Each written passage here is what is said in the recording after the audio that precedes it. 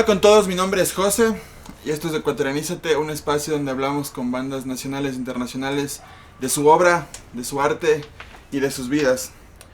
El día de hoy tengo una invitada muy especial, ella es Mariela Espinosa de los Monteros, señor Maniquí, a quien le pido un fuerte aplauso. Gracias. ¿Cómo estás, Mariela? ¿Cómo te va? Estoy súper bien, gracias por la invitación. Para nosotros es un placer que estés aquí, poder conversar contigo de tu obra y de tu vida. Quiero comenzar hablando de tu vida un poco. Tú entras a los 14 años al conservatorio.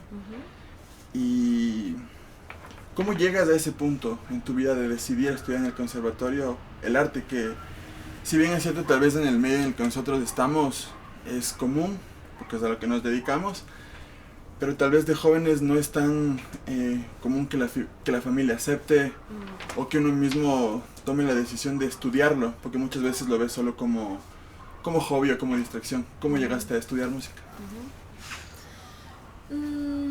Bueno, la música siempre ha estado presente en mi familia, digamos del lado de mi papá, él y mis tíos siempre han tocado, cantado, digamos la música siempre ha sido parte de la vida familiar.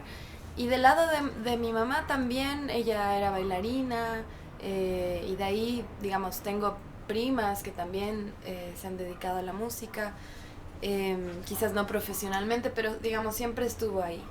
Entonces siento que fue como algo bastante natural.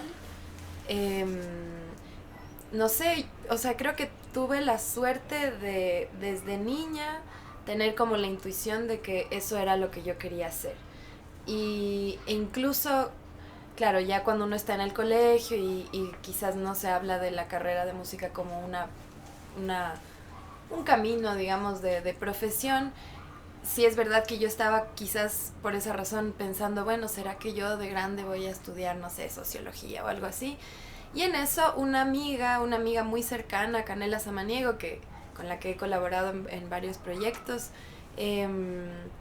ella en realidad hoy en día, bueno, es arquitecta y también es artista gráfica. Y en ese momento ella se metió a un curso de piano en las academias del conservatorio. Y cuando ella entró al conservatorio yo dije, pero aguanta, si yo siempre he sido a la que le gusta la música, como que ella sí se lo estaba tomando más como un hobby, y yo, que siempre he soñado en hacerlo, ¿por qué no soy yo la que entra?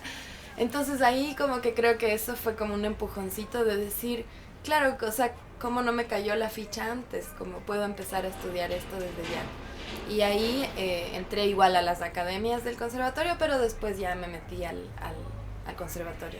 Ingresas a canto lírico al conservatorio a los 14 años. Y después a tus 19 años viajas a Chile a estudiar producción. ¿Qué pasó entre esos años para cambiar tal vez de decisión y no estudiar directo? Yo sé que después continuaste con tu estudio musical, pero esa decisión entre los 14 años y los 19 años y el por qué te vas a Chile a estudiar producción, ¿qué pasó ahí? También cuéntame un poco. O sea, la verdad es que entrar al conservatorio era la opción en ese momento, de las pocas opciones que habían. O sea, en Quito en ese tiempo creo que quizás ya estaba la carrera de música en la San Francisco, pero claro, yo era chiquita todavía y por dinero la San Francisco no era una opción. Y así como para entrar, eso, siendo menor de edad, siendo colegial aún, como que, o sea, era el Franz Liszt, el Conservatorio Nacional, quizás el Mozarte, pero como te digo, por platas entrar en un lugar privado más caro como que no era tanto una opción. Entonces por eso fue el Conservatorio Nacional, independiente de si era música académica o popular, era como, es música, entonces bueno, algo aprenderé. ¿Y nunca te inclinaste por otro tipo de arte? Me contabas que tu familia está relacionada en el arte o hace arte. ¿Por qué la música y por qué no el baile? Me contabas que tenías un familiar que también bailaba. ¿Te llamó? Sí, o sea, igual me encanta bailar, no profesionalmente, pero digamos, tengo una relación con el baile, creo que desde niña la tuve, pero no sé, yo creo que ahí sí es una cosa como de una intuición. Y es loco, yo creo que también, digamos, a nivel personal, como mi proceso o sea, lo que para mí significa haberme relacionado además con el canto, ha sido un aprendizaje muy loco, porque yo de niña era ultra tímida, o sea, en plan, no podía ni siquiera ir a comprar pan porque me daba vergüenza hablarle al señor de la tienda o a la señora de la tienda. Entonces, es loco que a pesar de eso haya decidido dedicarme a esto, porque implicaba romper una cosa que a mí me costaba tanto romper. Entonces creo que a nivel personal esa intuición vino para eso, para enseñarme a usar mi voz, a pararme en un escenario, a como, no sé, como a apropiarme de mi propia existencia. Y después, ya con el camino, digamos, y eso es una cosa en constante transformación, ya el propósito ese que para ti implica un aprendizaje, ¿no es cierto?, personal, también luego se refleja como en lo que tú puedes entregar ya, en este caso al público, qué sé yo, pero creo que por eso fue el canto. Entonces, pero como te decía, yo no es que tenía una relación así afectiva con la música académica, con el canto lírico, la ópera, para nada. Para mí fue entrar desde cero a aprender este mundo tan ajeno, porque no es algo que jamás escuché en mi casa, o sea, ópera, para nada. Entonces fue como todo nuevo, ¿no? La técnica vocal, la música, pero fue muy lindo porque nada, la música es bella en todas sus formas y colores. Y después, cuando ya me gradué del colegio, mi mamá es chilena, yo tengo familia en Chile, entonces mi hermano ya se había ido a estudiar ingeniería en sonido a Chile, y un poco como que la consecuencia, o sea, la secuencia más bien era, bueno, ahora te toca a ti, ¿no? Pero yo no estaba segura de qué quería. Dentro de la música hay muchas posibilidades, y yo en ese momento no sabía qué mismo quería, porque siempre había fantaseado con no solo pararme en un escenario e interpretar, sino también con componer mi propia música. O sea, mis referentes eran, no sé, desde Alanis Morissette, a Björk, a, no sé, No Doubt, o bueno, y tantas, que son mujeres que interpretan su propia música. Entonces, pero yo no sabía mucho cómo llegar a ese lugar, porque en el conservatorio, digamos, en la carrera académica europea, la composición es lo que empiezas a pensar en que puedes hacer después de 7 años de estudio. O sea, es una cosa, nunca te motivan a crear desde el principio, así no sepas nada, así sepas 2 notas, dale, haz algo, para nada. Y ahora yo lo veo como una estructura bastante limitada creativamente en ese sentido. Entonces, pero como yo venía en esa estructura, yo no entendía cómo acercarme a la composición, porque venía con esa idea de chuta, esto es algo que uno hace después de mucho, ¿no? Al mismo tiempo yo ya lo tenía como, o sea, tenía un poco como ese motorcito de, pero eso es lo que yo quiero. Entonces, bueno, nada, ahí la opción de producción musical fue como un poco la opción que tuve en ese momento. La carrera era en la misma universidad donde estudiaba mi hermano, como que fue un poco... Las cosas se dieron. Ajá. Y ahí me fui a Chile. Igual fue todo muy, muy loco, porque mi mamá se trasladó con nosotros. O sea, fue como, bueno, si mis hijos se van, yo también me voy. Pero cuando ella llegó allá, siendo su país, se dio cuenta de que ella no quería estar ahí, cuando toda la vida pensó que eso era lo que ella quería, y siempre decía, no, pero es que en Chile las cosas son así, es que en Chile no sé qué. Cuando llega se da cuenta de que ella se siente más feliz en Ecuador, y ahí ella se regresa y nos quedamos los dos allá. Entonces fue un proceso familiar interesante, porque ella, que siempre fue súper pegada a nosotros, de repente como que dijo, chuta, creo que mi vida es distinta, o sea, que sí, que mi camino de vida es distinto. Entonces ella regresó a Ecuador, nunca más se quejó del Ecuador, y nosotros nos quedamos allá. Tal vez en la carrera de producción como tal, te diste cuenta que lo que tú querías, que era hacer tu propia música, componer, tal vez lo viste ahí más cercano o lo seguías viendo un poco más lejano. Y cuéntame cómo fue el proceso, y tal vez, yo también soy músico, cuesta mucho recordar el momento exacto donde tú te sientas o donde la idea viene. ¿Cuál fue el momento exacto donde vino tu primera idea para plasmar la primera canción que tú hiciste?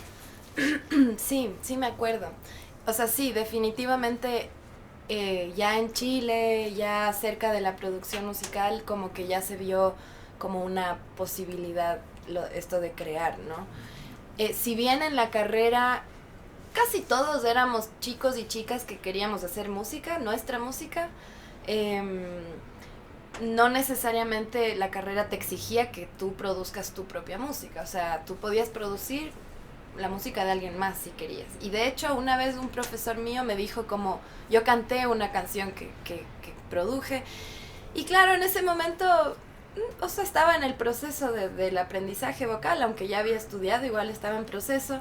Y claro, él me dijo, sería mejor que cante a alguien más. Y fue como, ouch. Pero igual entendí por qué, ¿no? Todavía no estaba tan afinado, qué sé yo. Entonces, con esto voy a que, en serio, digamos, Pero es duro, ¿no? O sea, claro, al final de todo es duro ese tipo de críticas. Sí, seguro. Pero no necesariamente me destruyó, así como Más bien fue como, no va a cantar alguien más, es mi canción, así, chao. Entonces estuvo bueno, más bien como ese decir, no, aguanta, o sea, puedo mejorar esto, pero no tiene que cantarlo alguien más. Bueno, cuando, mi relación con la composición no es tanto como sentarme al piano y escribir en una partitura, o incluso tener poemas que yo ya tengo escritos y que les quiero volver canción, sino más bien mi relación con la creación ha sido con la computadora. Y eso fue interesante porque por eso es que en Chile, ya viviendo con mi hermano, él es ingeniero en sonido, como que también él me enseñó, o sea, entre que en la carrera y con él aprendí un montón a manejar software, a grabar, a editar, qué sé yo, usar MIDI. Yo, o sea, mi primera canción la hice en Reason, que es un software de edición, sí, de producción. Entonces, ahí empezó mi relación con la creación, con la computadora, o sea, y eso es interesante porque es una forma moderna, digamos, de componer, si se quiere. ¿Y cómo traes la parte creativa de inspiración a ese momento?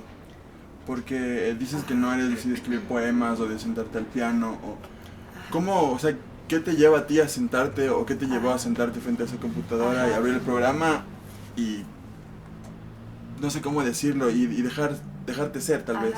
¿Qué te llevó? Yo creo que como el motor es emocional, ¿no? Es sentir una emoción que necesitas plasmarla en sonidos porque no tienes palabras o quizás las palabras no son suficientes para como plasmar esa emoción, para comunicar esa emoción. Fue un acercamiento súper típico, estaba como medio enamorada de un chico, pero a quien no le podía decir y bla, y así salió como ese primer intento de canción en esa época. Y después,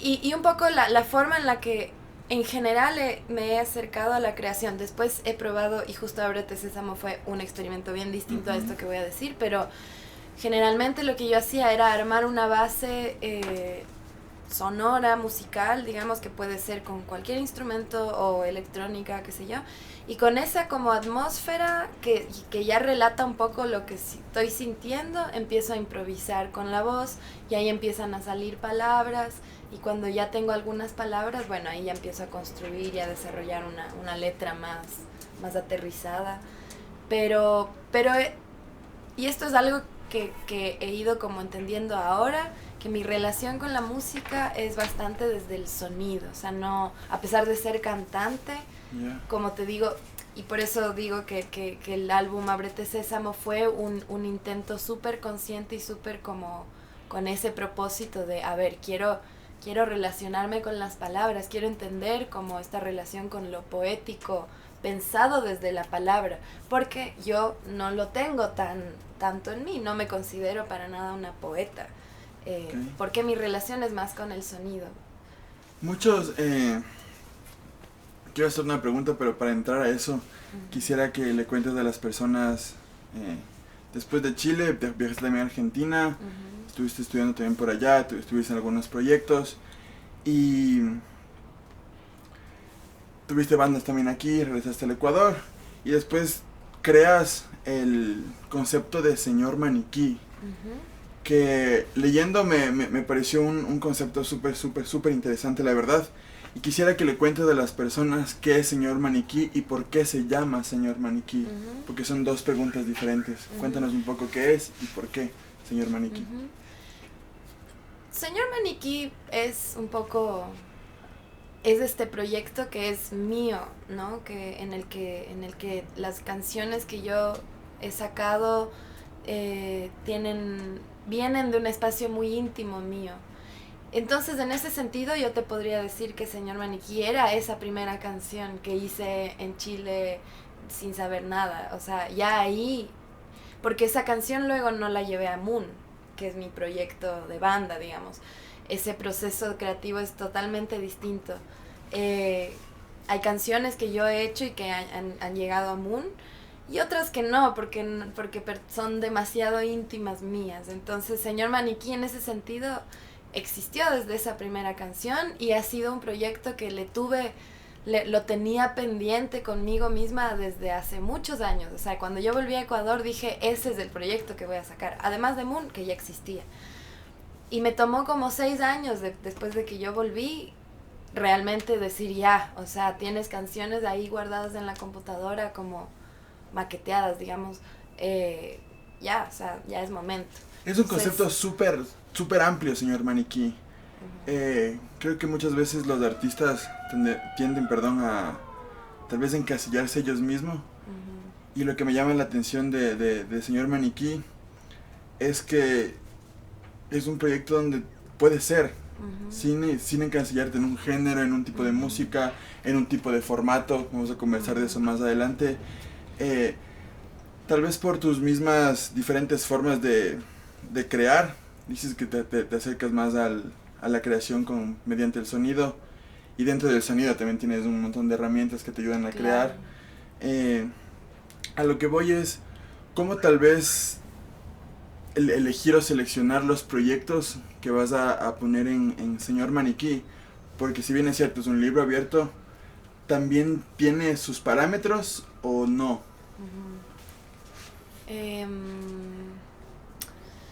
Yo creo que sí, uno de los, no sé si parámetros, pero como creo que el parámetro es afectivo en realidad. O sea, no es una cosa técnica lo que me va a determinar, o sea, lo que va a determinar si es que tal proyecto es de Señor Maniquí o de otro proyecto, sino, o sea, lo que me lleva a elegir es, creo que esa relación afectiva íntima que yo tengo con la música, y en ese sentido es inevitable tomar en cuenta que la relación afectiva que yo tengo con el mundo es desde mi lugar de ser mujer. Entonces creo que un poco, sí, como los proyectos que dialogan con mi ser mujer en este mundo, probablemente van a ser como agarrados por Señor Maniquí. Hablando de ese tipo de proyectos del ser mujer, hablemos un poco de Ábrete Sésamo, una propuesta que tiene poesía, mujeres. ¿Cómo fue la parte creativa? Y tal vez cómo elegiste a las mujeres, a los poemas. Cuéntame un poco la experiencia de hacer ese proyecto. Ajá. Bueno, Ábrete Sésamo, para el público que no lo sabe, es un álbum que para el cual yo escogí 8 poemas escritos, la mayoría por mujeres. Hay un poema que le escribió un hombre trans, y los convertí en canción. No fue tanto musicalizar un poema, sino agarrar ese poema y un poco apropiármelo y transformarlo en canción. Entonces, ese proyecto surgió del deseo de encontrar referentes, en principio referentes mujeres, ¿no es cierto? Que en la música quizás la historia no nos ha traído mucho registro de mujeres compositoras aquí en el Ecuador. En Latinoamérica hay algunas, no sé, Violeta Parra, Marilena Walsh, pero aquí en Ecuador la historia quizás no la ha registrado. Entonces dije, bueno, voy a explorar en el mundo de la poesía. Y a ciegas, porque yo no es que soy literata y que conozco un montón, sino fue como, bueno, una razón, justo una excusa para mí para empezar a investigar. Entonces, en esa investigación me encontré con una cantidad de poetas mujeres tan increíbles que fueron exactamente lo que necesitaba que sean. O sea, como en esas, Ana María Isa fue quizás la primera poeta que a mí me hizo clic, de decir, ¡ah! Como qué hermoso es sentirse conectada a ese nivel, o sea, sentir que son palabras que podrías haberlas escrito tú, no porque yo sea poeta, sino porque siento exactamente lo que estás diciendo ahí. Y eso era lo que yo quería, como encontrar justo eso, saber, o sea, quizás asentar esto de que yo no soy la primera que está haciendo esto en la historia de este pedazo de tierra. O sea, hemos sido muchas y somos gracias a las que ya lo hicieron antes que mí. Entonces, en general, en el mundo del arte, de la creación. Entonces, eso fue muy bonito, como conectar y decir, ay, qué loco, como estoy acompañada. O sea, somos todas la misma. ¿Por qué 8? Sí. 8 fue un número, bueno, porque el proyecto contó con financiamiento del IFAIC en ese momento y por presupuesto. Yo quería que sean 10, pero luego ya haciendo los cálculos de todo lo que implicaba fue, bueno, van a ser 8. Pero estuvo, o sea, fue un número, creo que funcionó bastante bien. Y eso también en el proceso yo le escribí a Pe Proaño, que no sabía, o sea, asumí que era una chica. Y cuando le escribo a Pe, le cuento del proyecto, me manda sus poemas, no sé qué, y me dice, oye, pero como yo soy un hombre ahora, soy un hombre trans. Y no sé si es que entro dentro de tu proyecto que propone que sean mujeres, referentes mujeres. Y yo le digo, o sea, claro, no la vi venir porque no le conocía personalmente, pero fue muy bonito porque dije, no, o sea, esto no es solamente de mujeres por mujeres, sino somos las disidencias, ¿no? Quienes la historia ha dejado de lado. Entonces, obviamente, tiene sentido que tu poesía también sea parte. Hoy él es Tomás Proaño. ¿Cómo es el proceso de apropiarse tal vez de los poemas, sentirlos como me dijiste que los sentiste, y desde ahí crear o musicalizarlos? Es parecido tal vez al proceso que tienes con tus obras completamente tuyas, aunque esta obra también termina siendo tuya. Cuéntame esa parte en el proceso de apropiarse de un poema en el buen sentido de la palabra, emocional, sintiéndole, y sobre eso hacer música. ¿Qué tan diferente es? Sí, fue un proceso bastante distinto, quizás no en lo técnico musical, porque mi acercamiento a la música es bastante intuitivo en general, pero sí respecto a que fue un ejercicio de interpretar, ¿no?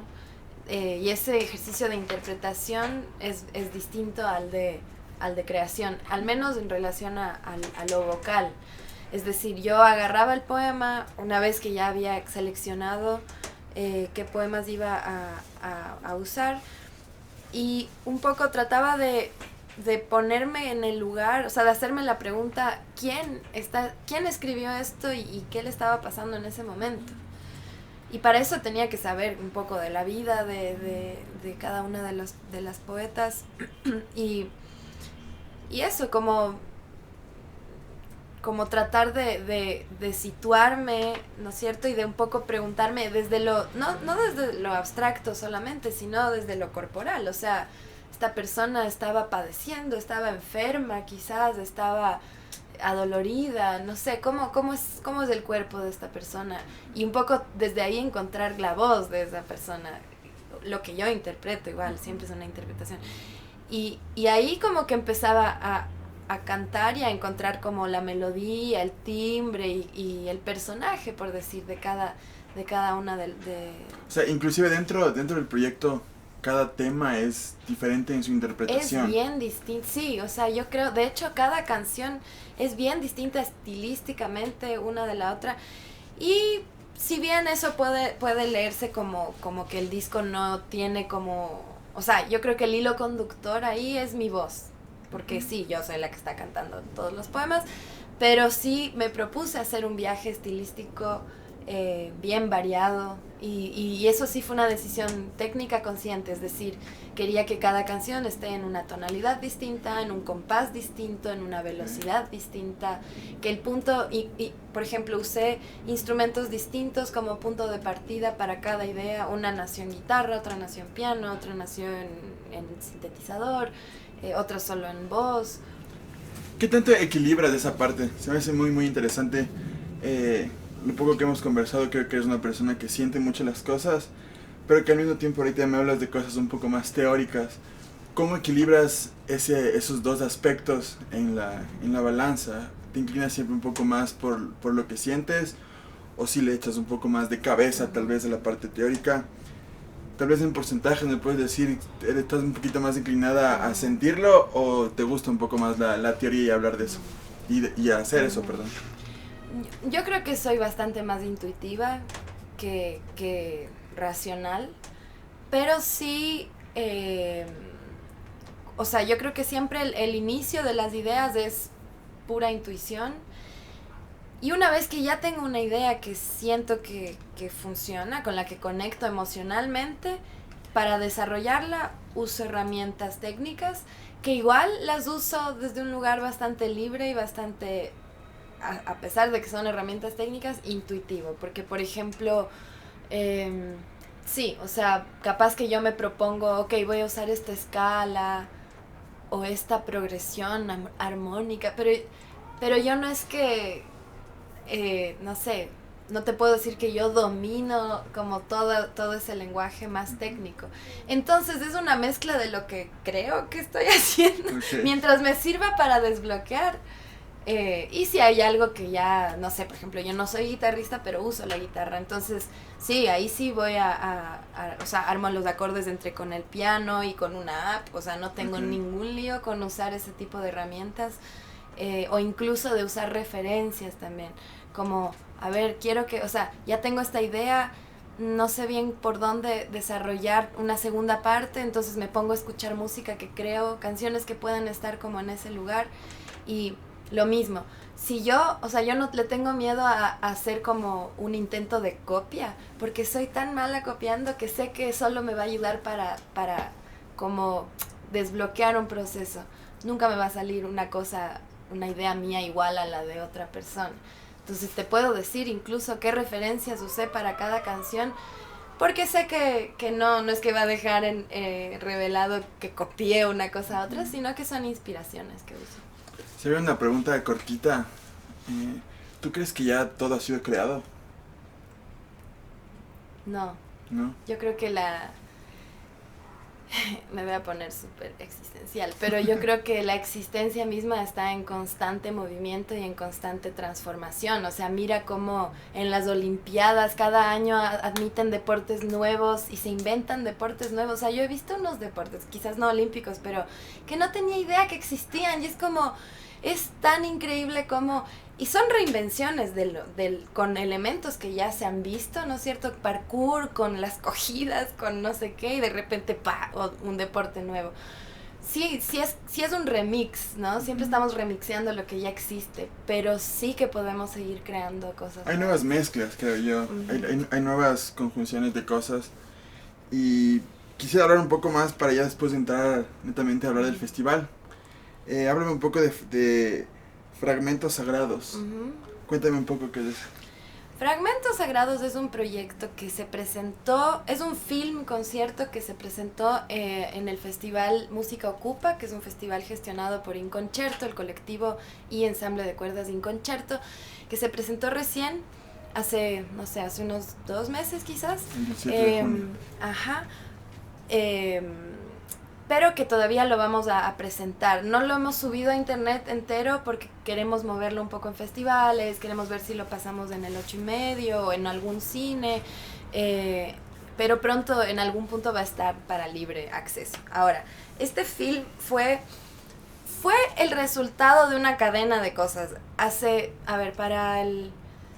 finales del 2019 nosotros aplicamos, o sea, por la simple excusa de hacer una colaboración entre Inconcerto y Señor Maniquí, porque somos amigos y nos gusta lo que hace el otro, ¿no es cierto?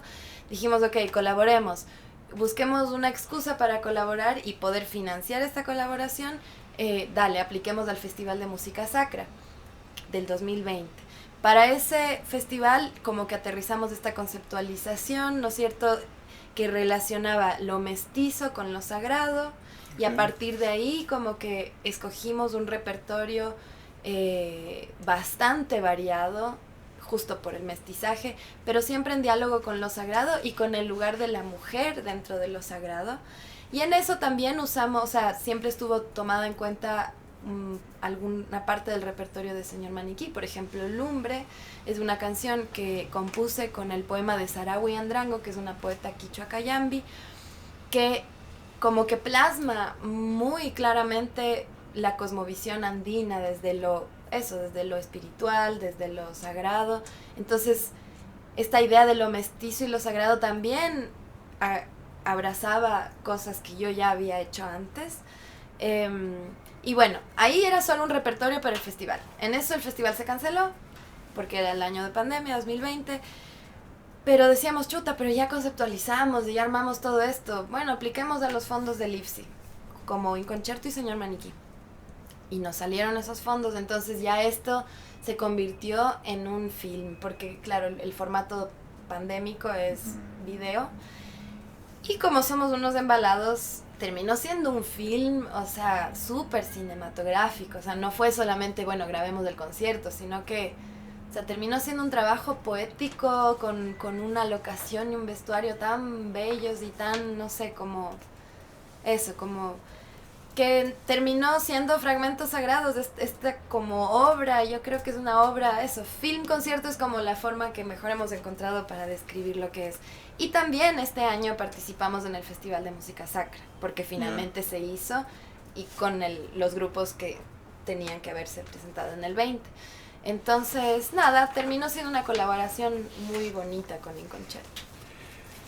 Tu música, musicalmente hablando, tiene un espectro bastante grande en cuanto a formato, instrumentación, porque cada canción es diferente. En los mismos proyectos tienes muchos formatos diferentes. Y para entrar un poco tal vez ya al festival, cuéntame un poco con qué puesta en escena te sientes tú como cantante más cómoda al tener tanta variedad de estilos musicales, de arreglos musicales. ¿Cómo haces que tus conciertos no pierdan la esencia de cada canción? Porque vi también que tú prefieres los formatos un poquito más minimalistas. ¿Cómo llevas esa parte de los formatos para hacer los conciertos? La verdad es que eso ha ido también evolucionando. O sea, para mi primer EP, Otras Formas, yo ahí estaba, digamos, esa música está pensada para un formato bastante minimalista. Y de hecho esa música la he presentado yo sola, con la guitarra, con el cuatro venezolano, también en dúo, en trío, como que sí, justo en formatos minimalistas. Pero ya después de todo este proceso, no sé, la grabación de Ábrete Sésamo, Fragmentos Sagrados, claro, ya me cambió un poco esa como inclinación. La verdad es que ahorita prefiero no presentarme yo solita, porque siento que la música no fue pensada en ese formato más de cantautora, sino que sí está pensada con varios instrumentos, de ley con voces, con otras voces.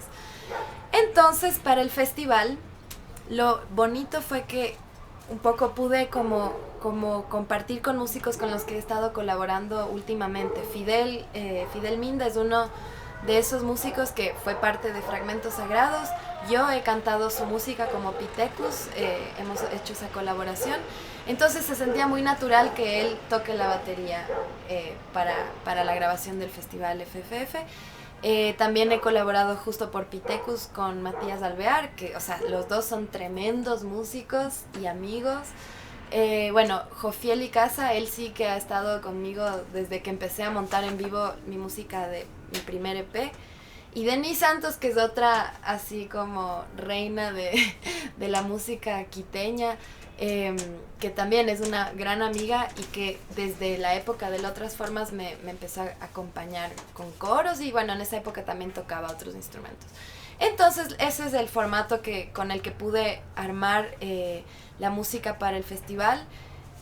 es un formato de banda, ¿no es cierto? Que me permitió interpretar la música de Ábrete Sésamo así como más cerca a como es.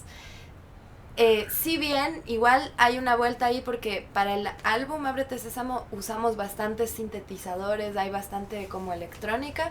Aquí no hay nada de electrónica, fue piano, contrabajo, bueno, batería, coros y yo con la guitarra y el cuatro. Y eso fue bonito porque fue como traducir esa música de banda, quizás más rockera y medio electrónica a ratos, a un formato de banda pero más acústico, por decir.